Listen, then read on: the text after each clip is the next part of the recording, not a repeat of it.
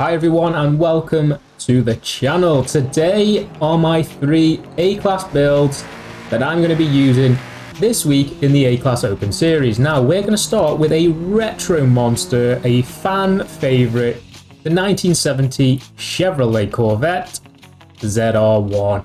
Old school. Let's have a look, see what I've done to this car and what makes it so good in A-Class. So, as we always do, lads, starting from left to right. I do apologise, I've put the 3.8 litre V6 turbocharged engine in. I know that's really going to annoy some of you, I'll be honest. Feel free to keep the stock 5.7 litre if you want. You'll just have to stick a lot of upgrades on it to get it into A-Class. And the drivetrain is completely stock. Now over to aero and appearance, we've got the race rear wing with a race front bumper, stock rear bumper and a stock hood. In drivetrain, we've got a stock clutch with a race transmission, a street driveline and a race differential. In wheels, we've got big boys. We've got 19 inches on the front and 19 inches on the rear. Equipped with the LTC-701s. These are the heaviest wheels in the game. In tyres, we've got a race tyre compound with a 275mm front tyre width and a 345mm rear tyre width. In platform and handling, we've got race brakes with race springs and dampers, race front and rear anti-roll bars, a race weight reduction, a chassis reinforcement and roll cage, that's on race as well, and a light ballast just to get it down into A-Class. In engine, nothing to report here, everything is completely stock, likewise with fuel and air. So this one is pretty much kitted out for grip. Now into the tune, so we've got the tyre pressures at 30 psi on the front and 31 psi on the rear. For gearing, I've gone for this as my final drive. Do not ask me why, I don't know. 6.05, just trying to be quirky, and these are the individual gearings. Feel free to chop and change. As always, alignment, we've got -1.6 front, -1.2 on the rear camber. Toe is 0 and 0, and a front caster angle at 7.0 degrees. Moving to anti-roll bars, we've got 20.86 on the front and 19.99 on the rear. Spring stiffness, we've got 550.1 pounds on the front, 600.1 pounds on the rear. The ride height is at 4.9 inches front and 4.8 inches on the rear. For bump stiffness, 4.8 front bump stiffness with a 4.6 rear bump stiffness. And the rebound stiffness is at 7.8 and the rear is at 9.3. Over to roll center, we've got a 5.5 inches front roll center accompanied with a rear roll center of 5.9 inches. The anti-dive is at 30.3%. and the anti-squat is at 25.4%. Aerodynamics, I max out the aerodynamics in A-Class. I feel like you do benefit from it, in fairness, so that's what I tend to do. 100 pounds on the front, 200 pounds on the rear. Braking force, the balance and the pressures are what I normally run, 50% balance and 150% pressure. Feel free to change these if you wish. And the differential, we have 100% acceleration and 0% deceleration. A very, very sturdy car nonetheless. So I'll let a few overtakes play out and I'll see you for car number 2. Total time penalty at the button.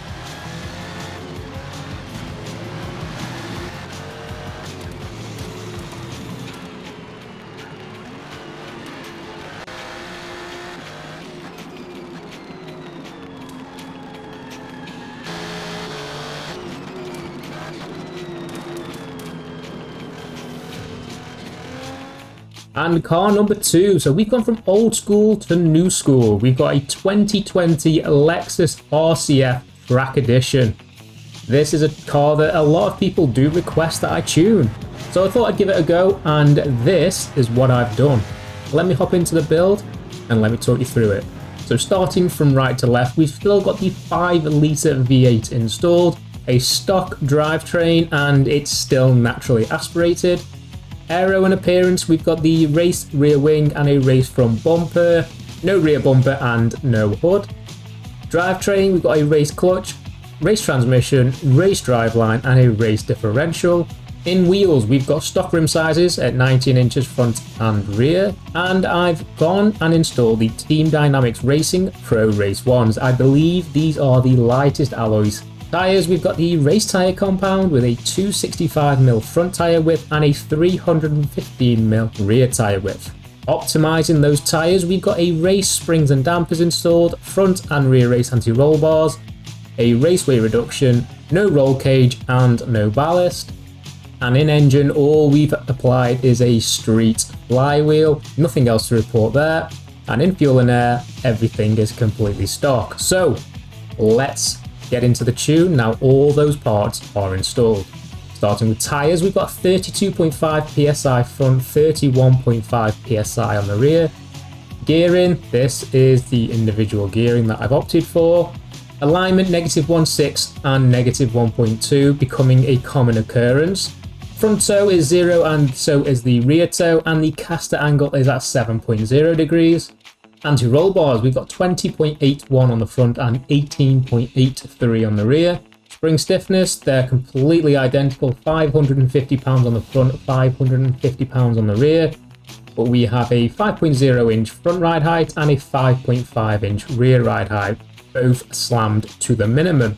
In damping, we've got 4.7 and 4.6 for the bump stiffness, and the rebound is at 8 for the front and 7 for the rear.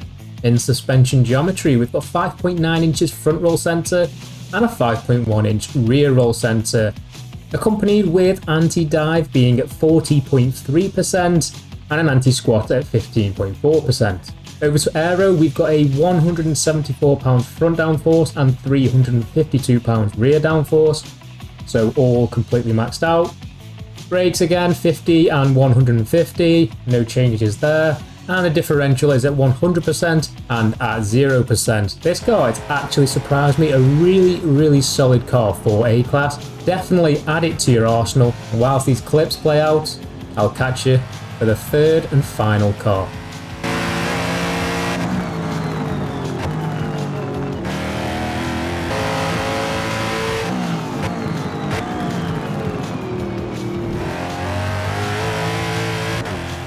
And boys, this is the third and final car. So another retro beast, a 1992 Honda NSX, a car that we all love.